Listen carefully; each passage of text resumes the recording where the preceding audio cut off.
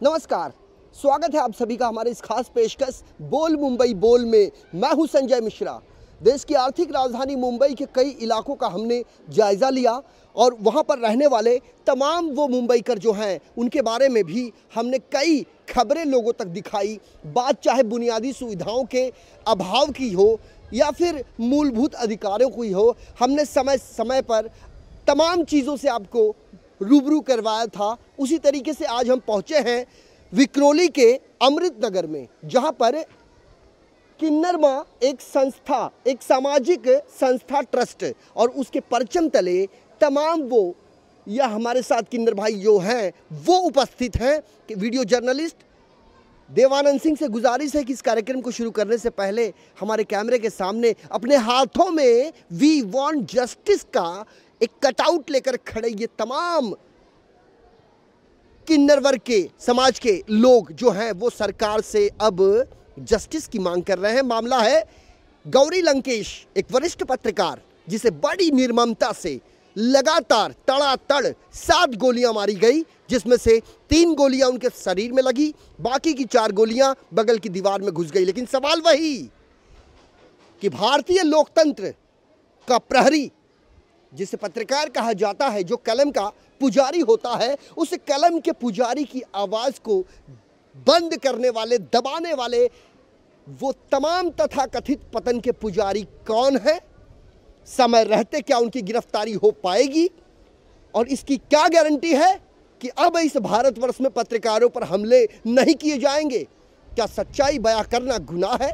ऐसे कई सवाल लेकर आज हम यहाँ आए हैं और हमें आमंत्रित किया है किन्नर समाज के इन लोगों ने कि ये भी कुछ कहना चाहते हैं, चूंकि समाज के ये एक बहुत बड़े हिस्सा हैं। एक बार फिर हम आपको बता दें, शादी ब्याह में नाच गाकर या किसी बच्चे की पैदाइश पर जश्न मनाकर ये अपनी कमाई करते हैं। माना जाता है कि जिस परिवार को किन्नर समाज दुआ देता है वो खूब फलता फूलता है। पुराने दौर में लोग इनके नाम का पैसा निकालते थे और इनकी झोली भर देते थे। आमतौर पर धारणा है कि किन्नर का दिल नहीं दुखाना चाहिए, लेकिन इन्हें सम्मान जैसी चीज़ भी नसीब नहीं होती जो किसी भी इंसान का हक है। दक्षिण एशिया में इनकी अच्छी खासी आबादी है, लेकिन समाज में इनके लिए जगह नहीं है। बांग्लादेश में तो हाल और भी बुरा है, इसलिए किन्नर समाज की एक बड़ी तादाद भारत में आ गई है। और आज किन्नर समाज के तमाम लोग हमारे सामने हैं और सबसे पहले हम उन दर्शकों को भी ये बताएंगे कि जो समस्याएं पैदा होती हैं किन्नर समाज को लेकर, उसमें एक बड़ा वर्ग है जो बहुरूपिया कहे तो इसमें कोई अतिशयोक्ति नहीं होगी, जो हर किसी को अपने झांसे में लेने की कोशिश करता है और इससे ही इनका दिल आहत होता है। हम एक एक कर तमाम लोगों के पास जाएंगे। सबसे पहले आपका नाम? मेरा नाम सलमा है और मैं किन्नर मां की प्रेसिडेंट हूं और पिछले 28 साल से समाज सेवा मैंने की है मुंबई जैसे शहर में। आपके हाथ में वी वांट जस्टिस का कटआउट है, थोड़ा समझाइए। ये गौरी लंकेश जी हैं जो एक वरिष्ठ पत्रकार थी जिनका बेंगलोर में बड़ी निर्ममता से हत्या करी गई है और अभी तक हत्यारे पकड़े नहीं गए हैं। तो क्या सच बोलने की ये सज़ा मिल रही, जान देकर उनको जान की कीमत चुकानी पड़ रही, सच बोलने की कीमत जान से दे रहे हैं। आज हमारे पत्रकार जब सुरक्षित नहीं है, हमारे जर्नलिस्ट सुरक्षित नहीं है, महिलाएं सुरक्षित नहीं है, तो हम किन्नरों को क्या सुरक्षा मिलेगी? आज हम चाहते हैं कि हर एक किसी को सुरक्षा मिले और हम जल्द से जल्द इनके आरोपी अरेस्ट हो, ये मांग कर रहे हैं। क्योंकि हमारी गौरी लंकेश जी मैम की जिन्होंने भी हत्या की, वो हत्या का कारण भी पुलिस जल्द से जल्द सामने लाए। और बेंगलोर जैसी इतनी बड़ी सिटी के अंदर ऐसी घटना होना ये बहुत शर्मनाक बात है। और जबकि पत्रकारों की सुरक्षा नहीं हो रही है। अब हमने 25 तारीख को देखा पिछले महीने में राम रहीम बाबा की जब सज़ा का ऐलान हुआ, जहां वहां पर भी पत्रकारों पर हल्ला हुआ है। तो पत्रकार क्या सच बोलने की कीमत जान से देंगे? तो फिर कैसे भारत उन्नति के मार्ग पे जाएगा? कैसे हमारा भारत महान होगा? क्या बात है, क्या बात है। एक जज्बा इससे पहले न कभी आपने सुना होगा न देखा होगा, जो अभी आपको इन्होंने बताने की कोशिश करी। और साफ तौर पर यह भी सही है कि क्या सच बोलने की कीमत ये होती है? क्या सच की बोलने की कीमत अपनी जान देने पर किसी को खुशी मिलती है? ऐसे तमाम सवाल हैं, उन सवालों पर हम जाएंगे, लेकिन उससे पहले हम आपको यह भी बता दें कि राजधानी के किन्नर समाज के ये तमाम लोग हैं जो आज पत्रकारों की सुरक्षा की मांग कर रहे हैं और साथ ही साथ जस्टिस की मांग कर रहे हैं कि जिस तरीके से बेंगलुरु में अपने सफ़ेद रंग की कार से एक वरिष्ठ पत्रकार गौरी लंकेश उतरती हैं, अपने घर की तरफ बढ़ती हैं। इससे पहले कि वो अपने घर में दाखिल हो, बरामदे में घात लगाए 2 बाइक सवार हमलावर उन्हें घेर लेते हैं और इससे पहले कि कथित पत्रकार कुछ समझ पाती, उनके ऊपर दनादन 7 राउंड फायरिंग कर दी गई। बेखौफ होकर हाथ मलते हुए हमलावर वहां से चले गए, लेकिन अभी भी पुलिस सिर्फ लकीर पीट रही है, अंधेरे में तीर चला रही है और तथ्य के नाम पर है सिर्फ और सिर्फ ढाक के 3 पात। सवाल वही कि क्या भारतीय लोकतंत्र के कलम के पुजारी, कलम के सिपाही क्या ऐसे सुरक्षित रहेंगे? सरकार, सबसे पहले आपका नाम? नमस्कार, मैं गुरुमा जतिन महाराज। गुरुमा, ये बताइए, बहुत कम लोगों को आपके बारे में पता होगा, आपके समाज के लोग आज जिस मुद्दे को लेकर आप यहाँ पर खड़े हैं, जो सरकार से आप मांग कर रहे हैं पत्रकारों की सुरक्षा को लेकर, ये आपके दिमाग में कैसे आया कि इस मांग को उठाना चाहिए? देखो, यह हमारे दिमाग में आने की वजह ऐसी है कि आज पिछले 1.5 साल से हम हमारी सुरक्षा को लेकर हम व्यथित है। सुप्रीम कोर्ट ने हमें मान्यता दी है, हमको सहूलतें देने का डिक्लेयर किया है, गवर्नमेंट ऑफ महाराष्ट्र ने भी किया, पर वो फैसिलिटीज़ हमको मिल नहीं रही है। और उसमें दूसरी एक हमारी तकलीफ अभी 1.5 साल से बढ़ गई है, जो फेक किन्नरों से। वो फेक किन्नरों के खिलाफ हमने अनगिनत पुलिस स्टेशन में हमने कंप्लेंट की है, पर उसके ऊपर अभी तक कोई कार्रवाई नहीं हुई है। और दूसरी और एक बात मैं आपको बताना चाहता हूँ कि 15 अगस्त को हमने रैली निकाली थी 9 अगस्त क्रांति मैदान से गिरगांव चौपाटी तक। वहाँ से रिटर्न हमने अगस्त क्रांति तक हमने मुख्य मोर्चा निकाला था कि हमको जो तकलीफ हो रही कि उसके ऊपर मुंबई पुलिस या महाराष्ट्र सरकार देखे, नज़र डाले कि जो फेक किन्नर की वजह से हमको बहुत तकलीफ हो रही है, हमारे चेलों को, हमारे शिष्य परिवारों को तकलीफ हो रही, पर उसके ऊपर अभी तक कोई कार्रवाई नहीं हुई। फेक किन्नर के बारे में जो गुरुमा आप बता रहे हैं, थोड़ा सा ये दर्शकों को बताने का प्रयास करें कि जिनके दरवाजे पर किन्नर पहुंचते हैं और लोग उनसे परेशान रहते हैं, अलबत्ता जो असली किन्नर हैं वो भी परेशान होते हैं। इनके नाक की, वो इनके आंखों की वो किरकिरी बन चुके हैं। अपनी आवाज़ इन्होंने समय समय पर बुलंद की, लेकिन आज तक इन्हें कोई भी जवाब सकारात्मक तरीके से नहीं मिल पाया। ये बताइए, अगर किन्नर समाज का कोई नकली किन्नर अगर किसी के दरवाजे पे पहुंचता है तो एक आम व्यक्ति उसे कैसे पहचाने? वो ये बहुत अच्छा सवाल आपने पूछा संजय जी, और बिल्कुल ये सवाल वाजिब है आपका पूछना, क्योंकि जनता को पता नहीं चलता है कि ये किन्नर है भी या नहीं है। क्या पता वो एक पुरुष होता है, लेकिन वो हमारा भेष करके आ जाता है, साड़ी पहन के, मेकअप करके, लोग उस झांसे में आ जाते दिखावे के कि ये भी किन्नर दिख रहा है। लेकिन क्या पता वो एक पुरुष है, वो चोर है, क्रिमिनल है, जो किन्नर का भेष करके आपके घर आ गया है। हमारा समाज तो लोगों के घर खुशी होती, शादी होती, बच्चा होता है तो जाके आपके खुशियों में शामिल होकर नाचते हैं। जो आप लोग हाथ से उठा के देते हैं वो हिजड़े लेके आके आपको खाते और दुआ देते, पीढ़ी पीढ़ी से गद्दीदार हिजड़े आपके घरों से ही खाया पिया है। किन्नर समाज के जो घरदार है आपके घरों से ही मिलेला, आपके बाल बच्चों का है। लेकिन ये नकली किन्नर जिनके घर में बीवी बच्चे होते हैं, बहरूपीय हम जिन्हें कह सकते हैं, और वो बहरूपे जब हमारे जैसों का भेष बना के किन्नरों का किसी के दरवाजे जाते हैं, और इनकी सबसे बड़ी पहचान ये है कि ये मार धाड़, लोगों पे हल्ले, चोरी मारी ये सब करते, तो ये सब करने वाले कभी किन्नर नहीं होते हैं। ये इनकी सबसे बड़ी पहचान है। अभी मैं इस बात को भी कहती हूँ, देखिए क्यों, क्या रोज़गार सुविधा नहीं है तो इस कारण से कई किन्नर भीख मांग के भी खाते हैं। तो उसके लिए हम कैसे करके मना कर सकते थे, क्योंकि उनको भी पेट था, वो भी मांग रहे खा रहे हैं। लेकिन वो जो मांग रहे खा रहे हैं वो पेट पालने के लिए कर रहे, लेकिन कुछ जो बहरूपीय है उनके मांगने खाने में भी, उसमें भी घुस जाते हिजड़े बन के, और लोगों के साथ मार धाड़, यात्रियों को त्रास, तो कौन देगा? और किन्नरों का नाम खराब हो जाएगा। एक करता है नकली, उसमें पूरा समाज बदनाम हो जाता है हमारा। बिल्कुल समाज एक गंदी मछली जिस तरीके से पूरे तालाब को गंदा कर देती है, उसी तरीके से असली समाज जो है वो नकली, जो तथाकथित बहुरूपिया किन्नर है, उससे परेशान है। और इस मामले में हमने मुंबई पुलिस के आला अधिकारियों से भी मुलाकात करी थी। उनका भी यही कहना है कि जब तक लोग सामने से नहीं आते कंप्लेंट करने के लिए, तब तक हम उनके ऊपर एक्शन नहीं ले सकते। हमारे साथ और भी कई लोग हैं। आपका नाम? मेरा नाम रीना है। मैं कुर्ला बैल बाज़ार में ताई माई अक्का ट्रस्ट में काम करती हूँ। मैं नारी के सम्मान के लिए, नारी बचाव के लिए, नारियों औरतों पे जो अत्याचार होते हैं उसके लिए काम करती हूँ। आज यहाँ हमारा जो मिलाप हुआ है, जो जमा हुए हैं हम, इसलिए हुए कि भारतों के रंगों में बेरंग रंगों में पत्रकारों ने रंग भरे हैं और जब उनकी सुरक्षा नहीं हो रही है तो हमारा समाज तो दुर्लक्षित है, दुर्गतियाँ बहुत है। आज इसलिए यही बातों के लिए हम एकत्रित हुए। बहुत अच्छे, बहुत अच्छे। आपका नाम क्या है? मेरा नाम लाया है, मैं बांद्रा में रहती। हम लोग को बाहर जाएंगे तो गुंडा लोग तकलीफ रहता, हाँ, किधर भी जाएंगे तो तकलीफ है हम लोग का।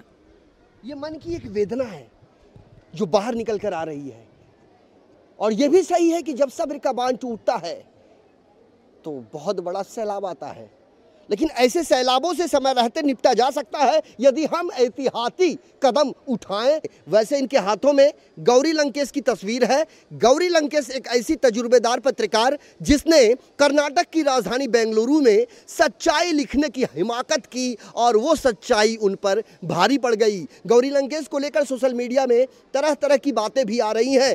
कहा यह भी जा रहा है कि ये आपसी वैमनस्य के चलते उनकी हत्या की गई, लेकिन हत्या किसने की ये सवाल अब भी बहुत दूर है।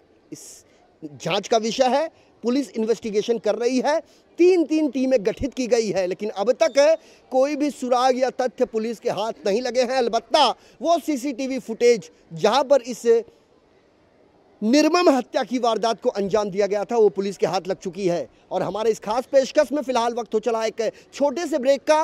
ब्रेक के पहले हमने वी वांट जस्टिस ये हमने बताने की कोशिश करी थी कि किस तरीके से गौरी लंकेश नाम के एक वरिष्ठ पत्रकार की हत्या की गई है, जिसके बाद पत्रकारों की सुरक्षा को लेकर किन्नर समाज सड़क पर उतर चुका है। बने रहिए इन 24 न्यूज़ के साथ, जल्द हाजिर होते हैं। तुझे यहाँ से शहर कैसा दिखता है? बहुत बड़ा नजर आता है ये शहर। खुद को बड़ा करेगा ना तो वही शहर छोटा नजर आएगा।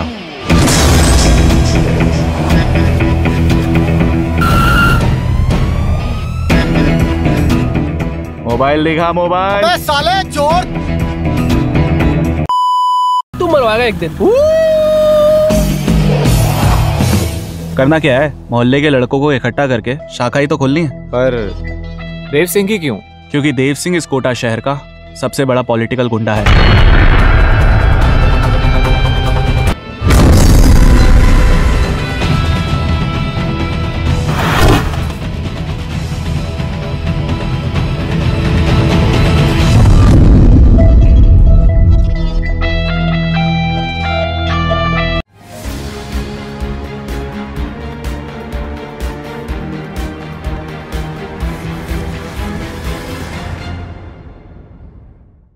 ब्रेक के बाद इन 24 न्यूज़ के इस खास पेशकश बोल मुंबई बोल में आपका स्वागत है। ब्रेक पर जाने से पहले हमने तमाम किन्नर समाज के लोगों की प्रतिक्रियाएं ली थी, चूंकि इन्होंने अपने हाथों में एक कटआउट लिया था। कटआउट पत्रकार गौरी लंकेश का था और गौरी लंकेश की हत्या की गई है, और जिसके बाद पत्रकारों की सुरक्षा को लेकर इन्होंने अपनी आवाज़ें इन 24 न्यूज़ के माध्यम से बुलंद की है। ब्रेक के बाद अब हम इनसे ये जानने की कोशिश करेंगे कि बुनियादी समस्याएं हो या मूलभूत अधिकार किस तरीके से वंचित हैं ये। लेकिन उससे पहले हर संस्कृति और सभ्यता में किन्नरों का एक अहम रोल होता है।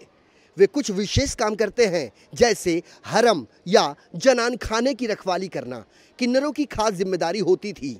हरम यानी वो जगह जहां शादी घराने की महिलाएं रहा करती थी। हमारे समाज का ताना बाना मर्द और औरत मिलकर बना है, लेकिन एक तीसरा जेंडर भी है, हमारे समाज का हिस्सा है। इसकी पहचान कुछ ऐसी है जिसे सभ्य समाज में ओछी नज़र से देखा जाता है। समाज के इस वर्ग को थर्ड जेंडर किन्नर के नाम से जाना जाता है। हिंदुस्तान ही नहीं, पूरे दक्षिण एशिया में इनके दिल की बात और आवाज़ कोई नहीं सुनना चाहता, क्योंकि पूरे समाज के लोग ये इन्हें सिर्फ हंसी के पात्र समझते हैं। तीसरे जेंडर का होने पर जिन्हें उनके अपने खुद से दूर कर देते हैं, उन्हें किन्नर समाज पनाह देता है। इनके समाज के कुछ कायदे कानून होते हैं जिन पर अमल करना लाजमी है। ये सभी परिवार की तरह एक गुरु की पनाह में रहते हैं। ये गुरु अपने साथ रहने वाले सभी किन्नरों को पनाह, सुरक्षा और उनकी हर ज़रूरत को पूरा करते हैं। सभी किन्नर जो कमा कर लाते हैं अपने गुरु को दे देते हैं, फिर गुरु हर एक को अपनी उनकी कमाई और ज़रूरत के मुताबिक पैसा देते हैं। बाकी बचे पैसे को सभी के मुस्तकबिल के लिए रखा जाता है। गुरु ही इन किन्नरों का माँ बाप और सरपरस्त होता है। हर एक किन्नर को अपनी गुरु की उम्मीदों पर खरा उतरना पड़ता है। जो ऐसा नहीं कर पाते उन्हें ग्रुप से बेदखल कर दिया जाता है। हर गुरु के अपने अलग अलग कायदे कानून होते हैं, इन्हें तोड़ने वालों को बख्शा नहीं जाता। तो कुल मिलाकर संक्षेप में हमने आपको बताने की कोशिश की है कि किस तरीके से भारतीय लोकतंत्र में किन्नर समाज की एक अलग भूमिका है, उनका एक अलग सहयोग है। लेकिन बात की जाए बुनियादी सुविधाओं की, बात की जाए उनके अधिकारों की, तो उनके अधिकारों का मानो हनन किया जा रहा है।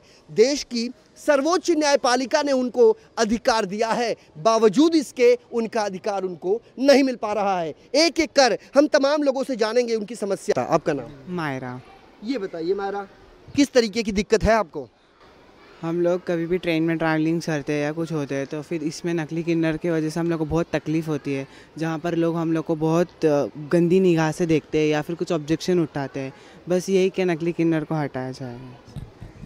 अच्छे लोग ही तकलीफ नहीं उठाते, किन्नर समाज के लोग भी तकलीफ उठाते हैं, लेकिन इसकी अनदेखी कर दी जाती है, जिसकी गंभीरता वक्त की ज़रूरत है। प्रशासन को भी सोचना होगा। सूबे के मुख्यमंत्री देवेंद्र फडणवीस साहब, आपको भी सोचना और समझना होगा, क्योंकि ये भी समाज के ही अंग हैं। आपका नाम क्या है? शर्मिला। शर्मिला, ये बताइए आपको किस तरह की तकलीफ होती है? हमें नकली किन्नर से बहुत तकलीफ होती है। जहाँ जहाँ जाते हैं वो पहले पहुँच जाते हैं। हम बस्ती मांगते, दुकान मांगते, वहाँ पे बेवड़ा पी के वो लोग मांगने आ जाते, फिर हमें भी मांगने नहीं देते, फिर हम लोग को भी बोलते नहीं तुम आगे जा भी, वो मांग के गए। तो हमारी तकलीफ यही है, नकली किन्नर। नकली किन्नर। आपका नाम क्या है? मैं समीरा हूँ, अंधेरी में रहती हूँ, अंधेरी वेस्ट में, लोखंडवाला में। समीरा, ये बताइए लोखंडवाला में आप रहते हैं, बड़ा रिहायशी इलाका है, स्थिति और हालात क्या हैं आज वर्तमान में आप लोगों के? किस तरह की दिक्कतें हैं? तो दिक्कतें वही एक रहन सहन की, और दूसरा हम चर्च गेट जा रहे थे एफएस मतलब फैशन स्ट्रीट में शॉपिंग करने के लिए। तो मेरा पर्स मतलब समथिंग 20,000 कैश था, उसमें 16,000 का मोबाइल था। एक साथ में कोई किन्नर अचानक आया, मेरा पर्स में जैसे ऐसे लेके जा रही थी, पीछे झपटा मारा, लेके भाग गया। और उसके साथ ही पीछे से बोल रहे हैं ओ सूर्या रुक जा, सूर्या रुक जा, ऐसे ऐसे करके चल गया। मैं कहाँ किसको पकड़ूं? उस हिजड़ा का नाम तो मालूम पड़ गया, सूर्या है, पर कैसे पकड़ूं मैं पुलिस के पास भी नहीं जा सकते। एक किन्नर है कि तुम्हारा ही किन्नर है। अभी नकली किन्नर से सर प्लीज़ हमें आज़ाद करें। हम भी अपील करेंगे मुंबई पुलिस कमिश्नर साहब आपसे, आपके मातहत आने वाले मुंबई के तमाम 94-95 पुलिस स्टेशनों के सीनियर पुलिस इंस्पेक्टरों को आप ये दिशा निर्देश ज़रूर दें कि उनके अधिकार क्षेत्र में, उनके जुरिडिक्शन में यदि नकली किन्नर दिखाई देते हैं तो उनके खिलाफ सख्त से सख्त कार्रवाई की जाए। आपका नाम? विभा वटकर। विभा, कहाँ रहते हो आप? माहिम मदे। ये बताइए, आप जब घर से निकलते हो किस चीज़ की कमी महसूस करते हो? मैं कमी महसूस करती हूँ कि लोगों के नज़र में किन्नरों की कोई इज्जत नहीं है। हम किधर मांगने जाते हैं तो लोग बोलते हैं आगे जा, तो बाद में कुछ नहीं। हम तो न्यू जनरेशन के, तो हम तो कैसे भी पेट पाल लेंगे। जो लेकिन बुढ़े वृद्ध किन्नर घूमते हैं इधर उधर लकड़ी लेके, उनको भी सहारा सरकार को देना चाहिए। उनके लिए हमारी यही आशा है कि वो सरकार हम जल्द से जल्द आश्रम दे दे किन्नरों के लिए। बस यही बिल्कुल। विस्थापितों का जिस तरीके से पुनर्वास किया जाता है उस तरीके से तृतीय पंथ समाज का क्यों पुनर्वास नहीं किया जाता, ये भी एक बड़ा सवाल है। आपका नाम? मेरा नाम प्रियंका अत्री है, मैं माइम में रहती हूँ। लेकिन मेरे साथ 2015 में अत्याचार हो चुका है। नकली किन्नरों ने मेरे से जोर जबरदस्ती हफ्ता बिफ्ता मांगने का लड़के लोग को भेजा था, और मेरे साथ हादसा ऐसा हो गया, मैं बड़ी मुश्किल से बची हूँ। लड़का सीसी कैमरे में है, लेकिन अभी क्या हुआ है? किस तरह का निशान है ये सब लड़के लोग नकली किन्नरों ने हफ्ता वसूली करने के लिए, पैसा वैसा मारने के लिए ये लड़के लोग को भेजा। लड़के ने मेरे को वारवीर किया। 374 टाके हैं बांगूनगर। कितना टाका है? 374 टाके हैं। 374 बांगूनगर में केस चल रहा है मेरा। लेकिन मैं सरकार से गुजारिश करती हूँ कि लड़का सीसी कैमरे में है, लेकिन अभी तक पकड़ा नहीं गया है। मेरे को अभी तक न्याय मिला नहीं है। फेक किन्नरों की वजह से मेरे को बहुत तकलीफ हो रही है, मेरी जान को खतरा भी हो सकता है। ये एक साफ तौर पर ना ये आरोप हमारा है, ना संवाद हमारे हैं, ना वक्तव्य हमारे हैं। ये आरोप इस किन्नर के हैं जिसके गर्दन पे धारदार हथियार चलाया गया है, लेकिन अब तक गिरफ्तारी नहीं हो पाई है उस आरोपी की। इनका साफ तौर पर यह आरोप है और ये कहना है कि सीसीटीवी में आरोपी दिखाई देता है, लेकिन पुलिस की नज़रों से वो ओझल हो जाता है। आपका नाम जानना चाहेंगे? सानिया है मेरा नाम। और है ना, हमको नकली किन्नरों से बहुत परेशानी है और बहुत प्रॉब्लम है हमको। मैं रहती गवंडी में हूँ, तो 15 अगस्त के दिन है ना हमारा ना किन्नर समाज है ना, ये नकली किन्नरों की वजह से हमने रैली भी निकाले थे। उसके दूसरे दिन हम लोग एक प्रॉब्लम था, ये प्रोग्राम था हमारा गवंडी में, तो वहाँ पर वासी नाके में हम लोग प्रोग्राम में गए थे। तो ये नकली किन्नर है ना, ये सूर्या नाम का, इन्होंने ना मेरे गुरु के ऊपर भी ऐसे वार वीर करवाए। तो ये केस हमारा इधर RCF चौकी में चल रहा है। कौन है ये सूर्या, कौन है? ये एक नकली किन्नर है, 2 बच्चे हैं, 2 औरत है और 4 बच्चे। उसकी तस्वीर है? तस्वीर हमारे पास नहीं है। में आपने उसके नाम की शिकायत करी है? हाँ करे है, सूर्य के नाम पे। चलिए, आपने एक नकली किन्नरों की जो तकलीफ है वो बयां कर दी है। इसके अलावा आपको क्या ऐसा लगता है कि जो आपको मिलना चाहिए और नहीं मिल पाता? हमको मिलना चाहिए, हमारा न्याय मिलना चाहिए हमको, है ना, और ऐसे नकली किन्नरों को जल्द से जल्द अरेस्ट करना चाहिए। आपका नाम? दिया शर्मा, और मैं घाटकोपर में रहती हूँ। There are certain problems related to facilities, education, not only fake kinners, we are facing lots of problems. Fundamental rights. Yeah, fundamental rights we can say, we are not getting the facilities what a normal person gets. We are facing all those problems, and the incident which took place, as my friend said, with our guru, the case is going on. They registered the RCF, means FIR. They lodged FIR. Yeah, but did not arrest him. Yeah, but he is not behind the bars. Okay. गुरु के ऊपर जब हमला होगा तो ये दुर्भाग्यपूर्ण है। गुरु के बगैर जब हम एक कदम नहीं चल सकते तो उस गुरु पर हमला कैसे बर्दाश्त कर सकते हैं? और अभी तक ये शांत मुद्रा में है। मूक मोर्चा इन्होंने निकाला, सरकार के समक्ष प्रदर्शन किया, प्रशासन से न्याय की गुहार लगाई, लेकिन आज भी न्याय इनसे कोसों दूर है।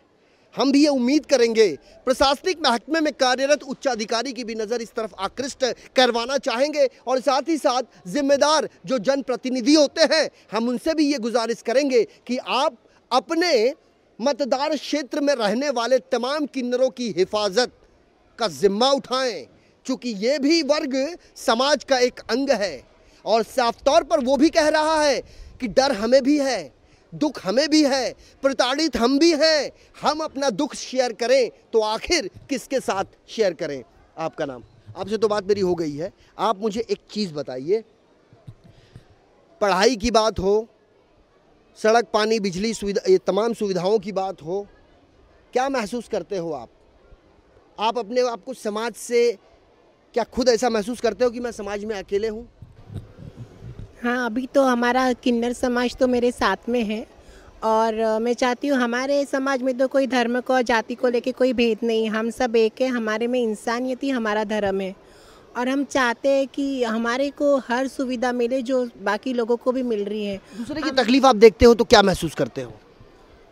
दूसरे की तकलीफ़ हम देखते तो हमको बहुत उनके प्रति होती कि हम उनको मदद करें, और हमारे किन्नर माह के तहत हम किन्नरों के साथ साथ हम उन औरतों को भी, जो बेवा औरतें वगैरह हैं, उनको भी मदद करते हैं। तो हम चाहते हैं, हम हमारे में इतनी इंसानियत है तो लोग भी हमें इंसान समझे। जिस तरह हमको पालघर में उनने ODF के लिए स्वच्छ भारत अभियान के तहत हमने 11 गाँव को ओपन डेफिकेशन फ्री करे हैं। क्या बात है। तो और हमारी कुशलता, हमारी काम की कुशलता को देखकर उनने हमको फ़ोटो अपलोडिंग का भी काम दिया है। हम चाहते हैं ऐसे गवर्नमेंट स्कीम में हमको इंक्लूड करे गवर्नमेंट, हमारा सरकार। ये जज्बा है। देश के प्रधानमंत्री नरेंद्र मोदी साहब ने आगाज किया स्वच्छ भारत अभियान का। कई लोग उससे जुड़े, लेकिन किन्नर समाज उससे जुड़ा ये खबर कहीं ना प्रकाशित हुई और न कहीं टीवी न्यूज़ चैनल पर प्रसारित हुई। लेकिन हमारे सामने इन्होंने ये बयां किया। ये बताइए, कितने गाँव में शौचालय बनाने का जिम्मा लिया आपने और उसे पूरा किया? हमने पालघर में 11 गांव में किए और हमने 7000 शौचालय बांध के दिए। 7,000 शौचालय। ये बताइए, आप लोगों के मन में ये ख्याल कैसे आया? क्योंकि आप लोगों के लिए तो कोई रोजगार नहीं है, आप लोगों की कमाई का कोई स्रोत नहीं है। हर व्यक्ति 2 जून की रोटी कमाने के लिए अपने घरों से निकलता है, ठीक है, लेकिन एक तरफ ये कड़ी चुनौती, और ऐसे में देश के प्रधानमंत्री के उस सपने को साकार करने का जो संकल्प आपने लिया, कहाँ से आया ये ख्याल? ये ख्याल हमको किन्नर माह से ये प्लेटफॉर्म मिला है। किन्नर माह के तहत ही हमारा स्किल डेवलपमेंट, हमारा एजुकेशन, क्या बात है, ये सब चीज़ें हमारे किन्नर माह के थ्रू होती है। तो हमने इसी तरह एक कदम स्वच्छता की ओर को लेकर हम इस स्वच्छता अभियान में शामिल हो गए, अपने आप को इंक्लूड करें और हमने हमारे देश के लिए कंट्रीब्यूशन करे हैं। जिस हमारे में जो स्किल, एजुकेशन, नॉलेज जो भी है, हम चाहते हैं हमारे देश की उन्नति, हमारी उन्नति देश की उन्नति है। तो बस बढ़ेगा इंडिया तभी पढ़ेगा इंडिया, जब बढ़ेगा इंडिया। क्या बात है, बढ़ेगा इंडिया जब पढ़ेगा इंडिया। और एक जज्बा जो होना चाहिए वो सभी के अंदर होना चाहिए। एक ऐसा वर्ग जो हाशिए पर है, एक ऐसा वर्ग जिसके सामने कई चुनौतियां हैं, एक ऐसा वर्ग जो भारतीय लोकतंत्र का एक हिस्सा होने के बावजूद भी आज अपने अधिकारों से वंचित है। एक ऐसा वर्ग जो समाज को एक सही दशा व दिशा देने के लिए तत्पर तो रहता है, लेकिन जो वो एक्सपेक्ट करता है वो चीज़ उसे मिल नहीं पाती। ये किन्नर माँ एक सामाजिक संस्था ट्रस्ट, इसके परचम तले इसका कब रजिस्ट्रेशन हुआ था? 2014 में हुआ था और हमने किन्नर माँ की टीम ने मिलकर एक आश्रम की मांग की है सरकार से, जहाँ पे हम किन्नर गृह उद्योग कर सके, किन्नरों के लिए स्किल डेवलपमेंट कर सके, किन्नरों के लिए एजुकेशन के लिए कुछ कर सके। हमने इसके लिए, और मैंने पिछले 28 साल से, जैसे मैंने अभी आपको बताया था कि पिछले 28 साल से मैंने सोशल फील्ड में, और मैं एज ए ट्रांसजेंडर इस कम्युनिटी में 30-35 साल पहले से मैं मुंबई में पली बड़ी, एजुकेशन सब कुछ हुआ है। और जिन्होंने मुझे एजुकेशन दिया वो नन लोग थी। नन लोग पता है आपको? उन्होंने मुझे पढ़ाया लिखाया, मुझे MSW किया। क्या बात है? हाँ, मास्टर सोशल वर्क किया। तो फिर मुझे ऐसा लगा जब ये लोग समाज की इतनी सेवा कर रहे हैं चर्च के प्रति, और हम लोग हमारे समाज की अगर सेवा करते हैं तो आगे जाके वक्त रहते हमारे समाज के आने वाली न्यू जनरेशन शायद हमारे महत्व को समझ सकेगी। और हमारा किन्नर समाज ऐसे है संजय जी कि वो एक दुर्लक्षित समाज है। किन्नर समाज एक दुर्लक्षित समाज है। अब दुर्लक्षित होने के कारण माँ बाप का सहारा नहीं मिलता है, घर से निकाल दिया जाता है, कम उम्र के होते हैं, एजुकेशन अनकम्प्लीट होती है और कोई सपोर्ट नहीं होता, फैमिली सपोर्ट नहीं होता, नेबर सपोर्ट नहीं होता, फ्रेंड्स का सपोर्ट नहीं होता। उस समय पे वो किन्नर क्या करे? तो फिर वो अपने किसी गुरु के पास जाए, कोई गुरु मिल जाएगा तो गुरु अगर कोई अच्छा मिले तो गुरु मार्गदर्शन अच्छा करेगा, अगर कोई गुरु गलत मिले तो वो उस शिष्य की ज़िंदगी खराब हो जाएगी। और इसी तरीके से मैंने किन्नर समाज का अनुभव 28-30 सालों से नज़दीक से देखा है। फिर मैंने ये भी देखा है किन्नर सड़कों पे मरते हैं, ना माँ बाप ले जाते हैं, ना कोई किन्नर भी फिर कभी करते। तो ऐसे सब किन्नरों को लेकर क्या किया जाए, तो फिर हमने किन्नर माँ ये रजिस्टर करी, जो हमारे किन्नर समाज के सुरक्षा खुद करेगी और अपने अधिकारों की मांग खुद करेगी। और आज एक किन्नर से मैंने शुरू की थी, आज हमारे 5000 किन्नर रजिस्टर है ऑलरेडी किन्नर माँ के साथ। और आगे मैं चाहती हूँ 50,000 किन्नर जुड़े और किन्नर पायलट बने, किन्नर डॉक्टर बने, किन्नर पुलिस में भर्ती हुए, किन्नर नेवी में भर्ती हुए, किन्नर खाली भीख ही मांग के आपके घरों तक सीमित ना रहे। तो किन्नर आज समाज के उन्नति में बराबर से बराबर चले। अगर समाज हमें एक कदम आगे बढ़ने का मौका देता है तो हम समाज के साथ 2 कदम आगे बढ़ के करने की कोशिश करेंगे। समाज स्वीकारे हमें। एक व्यक्ति को यदि एक 4 दीवारी के अंदर कुप अंधेरे में अकेले छोड़ दिया जाए तो सोचते सोचते वो क्या सोचेगा। एक बच्चा जब छोटा होता है और जब उसे कोई तकलीफ होती है तो अपनी माँ को याद करता है, सामने जब किसी विकट परिस्थिति को देखता है तो उसके मुखारबंद से अरे बाप रे निकलता है। लेकिन इनके पास तो ना माँ है ना बाप है, और ऐसे में एक जज्बा समाज को साथ लेकर चलने का, समाज में हमारी जहाँ ज़रूरत पड़ेगी हम पीछे नहीं हटेंगे की तर्ज पर अपना योगदान देने के लिए तत्पर हैं, ऐसा इनका कहना है। चलते चलते गुरुमा क्या संदेश देना चाहेंगे समाज को, खास करके तृतीय पंथ के बारे में, खास करके उन लोगों के बारे में जो तृतीय पंथ को, जो किन्नर समाज को काफ़ी ओछी नज़र से देखते हैं, ऐसे लोगों को क्या संदेश देंगे? मेरे हाथ जोड़ के समाज से यही विनती है कि हम भी इंसान हैं, हमें भी समाज धारा में जुड़ा दे, बस इतनी हमारी समाज से नम्र विनती है। बिल्कुल बिल्कुल। और जो चीज़ें हमने अपने तमाम दर्शकों को दिखाई और काफ़ी करीब से ये बताने का हमने प्रयास किया कि इनके मन की गहराई कहाँ तक है, हमने तह तक जाकर उसे खंगालने की कोशिश की। और हमारी इन 24 न्यूज़ के माध्यम से मुंबई पुलिस से ये दरख्वास्त है कि नकली किन्नरों को आप समय रहते ही दबोचें और उसे उसकी जगह यानी जेल की सलाखों तक पहुंचाएं। हमारे इस खास पेशकश में वक्त हो चला है आपसे विदा लेने का। वीडियो जर्नलिस्ट देवानंद सिंह के साथ मुझे यानी संजय मिश्रा को दीजिए इजाजत। नमस्कार।